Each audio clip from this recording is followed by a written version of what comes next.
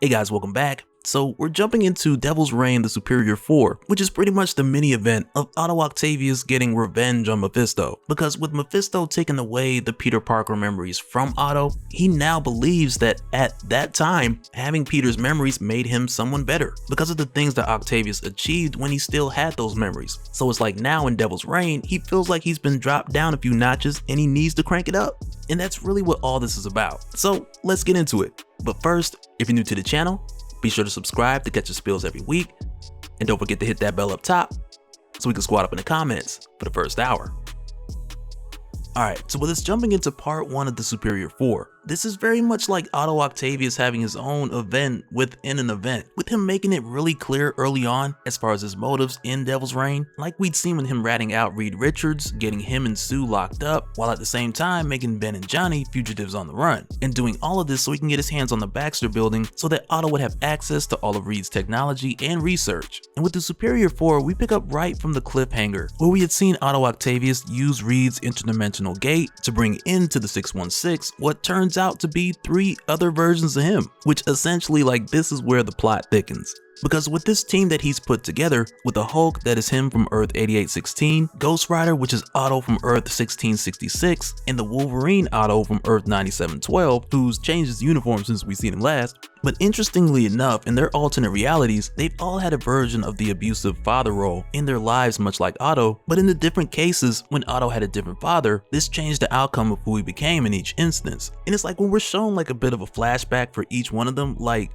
the Torbert Banner, Brian Banner, he very much just seems like Brian Banner, which kind of has me convinced that any version of Brian Banner across the multiverse, he's just a bad father. That's just a fixed event. But out of all these guys, from the details that we get later on, the Ghost Rider Otto backstory, his is sounding the craziest so far, but we'll talk more about that in a little bit. But for Otto, with him bringing these other variants of himself here, his initial plan is to start off with this group as the Superior 4, so that with them, together they would search throughout the multiverse for other superior variants of himself, to where then eventually Otto Octavius would build up to the Council of Ox, which from the sound of it, it seems like Otto wants to put together his version of the Council of Reeds by using Reed's technology to fill up the Baxter building with a ton of different Ottos, and under his lead, they would ultimately just control everything. And doing this would also serve his purpose for these other Ottos, because at their core, each of these Ottos desires superiority to some measure. And it's kind of funny, when they're in here with access to all of Reed's information, and in what is practically 616 Otto's lab now, but initially when they get in this conversation, the Hulk variant, he assumes that Otto just wants to get put back in Peter Parker's body. But rather quickly, 616 Otto explains that for one, that's not his plan here, but even if he was trying to do that, the chances of him making that happen, they've more or less been stripped away from him. And this is something that goes back to Superior Spider-Man Volume 2, back when Otto had always found himself one step behind an alternate version of Norman Osborn,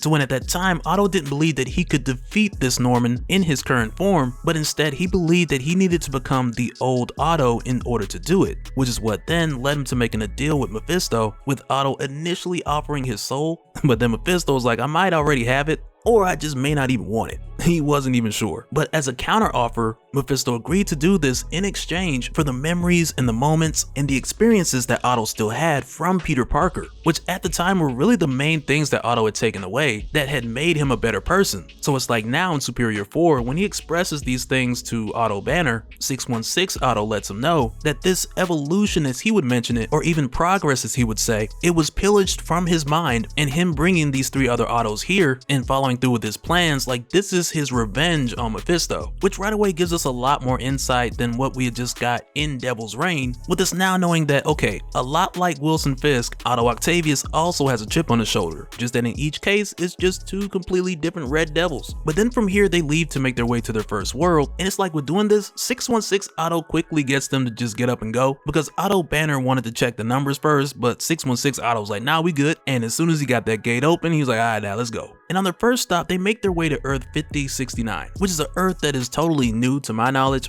but all we really know when they get there is that it's some post-extinction version of Earth, to where 616 Otto mentions that the trees are screaming with the howls of ghosts. But also when they get here, your Hulk Otto, he makes notice that there's gamma in the soil, to where then he makes mention of the green door, which is a clear as day reference to Al Ewing's Immortal Hulk. But also right away with Otto Hulk mentioning the green door, that right away lets us know that one, he's immortal, because the green door is what Hulks use to come back from the dead, but at the same time it also raises a lot of questions, with the Immortal Hulk series already stretching throughout space and time and into the next cosmos, to where now it has me wondering, like, how exactly did this play out on different alternate Earths? But that's also something I think we get another hint towards, but we'll revisit that in a little bit. But while they're here, they run into the Iron Man of this universe, who goes by the name Iron Scab. And at a first impression, he knows that these guys are from another world, and he can tell that the first three are a version of Ghost Rider, Wolverine, and also Hulk. But he also tells him that the whole 6 arms thing is new to him and he hates it. And when 616 Otto asks him, "What about me? Do you know who I am? Say my name." And quite literally, this Iron Scab guy cannot identify Otto to save his life, which immediately throws Otto for a loop, with him believing that he's a fixed variant across all realities. And this right away hits 616 Otto in the feels,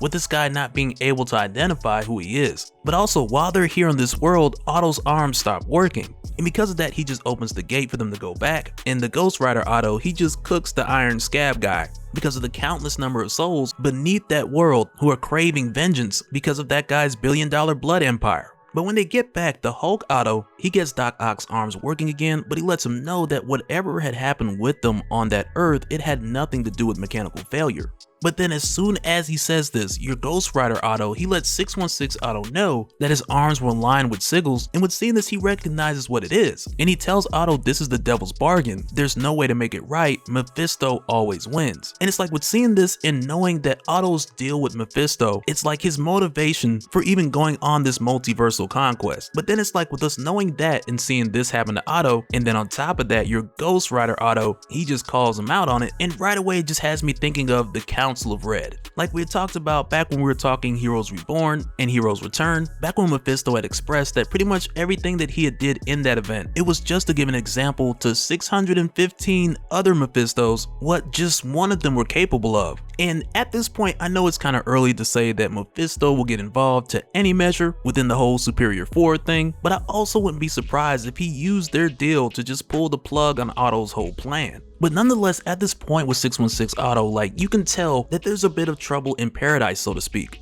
And out of these variants, the Hulk Otto, he seems to be the one who's trying to bring in the logic time after time, while 616 Otto is just like he's gonna make this work one way or the other. And what we come to find out is like all through the night and through the next day, while the other variants were asleep, and it's throughout this time where Otto stayed up and searched throughout the multiverse for other versions of himself, and it's here where he slightly changes his course from wanting to build a council of Octaviuses, but instead looking to be something more, with him believing that himself and these 3 other variants, collectively with the technology of Reed Richards, that they're already superior to a council of Reeds. But also with 616 Otto staying up all night and scouring the multiverse, he had ended up finding 3,409 other Ottos or other variants of himself, to where he believes that there's only one of them who understands the kind of power that's needed to defeat them. And for this reason, he sets out for them to go after this variant first. But along the way, they kind of talk about the idea of what this could turn into and whether they're building an army instead of a council. And Hulk Otto even brings up how them going after other Ottos kind of falls within the conservations of momentum, which I'm no expert on, but from what I'm aware, it's like the general idea that a closed system cannot be affected by the processes happening within itself. But at the same time, with them pulling this off, they're still well aware, or at least the Hulk Otto, he's well aware. Like he seems to be the most reasonable one. But he also points out that what they're doing, it could have a cause and effect to where it sends out a destructive wave throughout the multiverse. But even with this said, just like before, these other 3 Ottos, they just kind of roll with 616 Otto, which from here takes them to Earth 2902. And again, on this Earth where we have like no backstory, and we can only assume on how this place turned from a concrete jungle into Fern Gully. But just from the looks of it, it appears to have been a regular city at some point, or even world for that matter, which had eventually found plants as a solution to decarbonization and a number of other wonders. But of course, with them traveling to a new Earth, Otto lets the others know to be careful of these plants, because on a different world any of these things can be just completely alien to their immunization. But after this, when the Otto Wolverine picks up the scent of the Otto of this world, they go after him, and here where they find him, this version is very much a Spider-Man version of Otto, who goes by the name of TJ. And from the looks of things, TJ just stands for Torbert Jr., with this Otto being named after his father, which also goes a bit into his origin, which we'll talk about in a little bit. And initially 616 Otto, he tries to quickly make his claim and tell TJ he's not here to hurt him, he just wants to teach him. But for TJ, right off the rip, he's not trying to hear any of that, because for one, he knows all about 616 technology,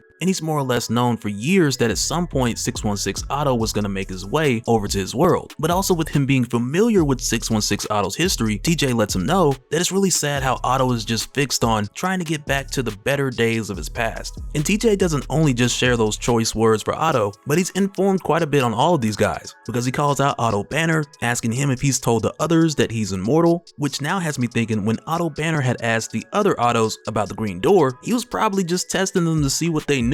And then TJ goes on to call out Ghost Rider Otto for killing his father, who had sold that Otto's soul to the devil, which was how he became Ghost Rider. And with TJ just giving all this tea away, like that had to be the main kicker, because I've heard of the whole thing of parents putting utilities in their children's name, which is crazy enough. But the spirit of vengeance? Nah, that's just going too far. But nonetheless, all this reckless talk, it just gets the mess beaten out of TJ. But really all he was trying to do is tell these other guys is that they're suffering from the same problem that their father has. Because the one thing that all of the Ottos of the Superior 4 have in common is their torment from lesser minds, which in their case manifests in the way of them seeking to be superior. But for 616 Otto and the Superior 4, in their father's case, it only manifested in baser instincts, which for those guys was abuse that they had to endure. But in the case of TJ, who again I'm assuming it stands for Torbert Jr., when he tells these guys his origin, it very much explains how he overcame that torment and he didn't turn into his father or just another one of these guys. Because for TJ, when his father Torbert died, he felt liberated. He celebrated it at a young age, but that liberation pushed him to become something amazing, rather than repeating his father's actions or again just becoming one of these guys. And it's here where TJ lets 616 Otto know that 616 Otto could have been the best of all of them, and he still can be. But in response, he just lets TJ know, like, look, I didn't put in all this work and head all this way over here just to have my mind changed through a really good speech. And it's here that we find out that back on Earth 5069, where we had seen Iron Scab and the trees sounded like they had souls in them, and before they left, he had taken a synthetic blood parasite and combined it with his tech to create a device to access TJ's mindscape and drink his intelligence. Because for Doc Ock, he knew if he couldn't convince TJ to join his cause or his army, then he would just add TJ's mind to his own, rather than just leave him out there as a liability. But even with Doc Ock doing this, I can't help but think that with him choosing this method, that he's pretty much just shot himself in the foot. Because if Mephisto ever comes back into the mix, I could just imagine that TJ would be used as like a trick up his sleeve, so to speak. But then it's after this where we then jump over to Atlantis on Earth 7214. And it's on this Earth where we come across another variant who, if any other, I believe this is the one that Doc Ock really should be worried about. Because for one, when we come across this guy, it appears like he's just taking the water out of Atlantis and he's just beating the city to the ground with it. And it's either that or he's the reason why Atlantis is underwater on this Earth to begin with. But when we come across this guy, he's also aware of everything that 616 Doc Ock is doing, as well as his multiversal pursuit and Doc Ock killing TJ. And with this variant observing the actions and the effects of what Doc Ock has been doing for some time now, he's decided at this point that it's time for him to step in. And as we get the reveal of who this variant is, we also find that he views Doc Ock as a dilettante. Like Doc Ock has recently found an interest in what he's doing, and he sees him just going on about this crusade without any real commitment or knowledge. But for this guy, who we find is the Supreme Octopus, he identifies as Doc Ock's superior, and he believes that he is the ending that Doc Ock seeks to be. And he might be right about that, because this guy's got a lot going on. He appears to be Sorcerer Supreme in his world, he's Dr. Doom, he's already got the Otto arms, and the rings around his hands look a lot like the rings around Otto's arms on Earth 5069. But just from a first impression of him talking about this invisible war between him and 616 Otto, it almost sounds like he's already started doing the same thing. So who knows if he's already been to a number of different Earths already. But when this picks back up, I'm sure we'll find out.